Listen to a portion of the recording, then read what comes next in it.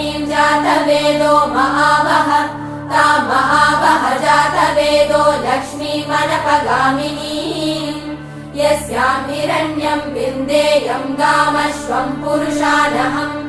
अश्वपूर्वां रथमद्यां हस्तिनादप्रबोधिनी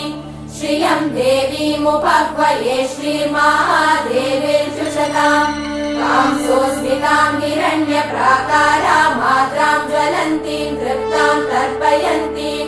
पद्मे स्थितां पद्मवर्णां तामिहोपह्वये श्रियम्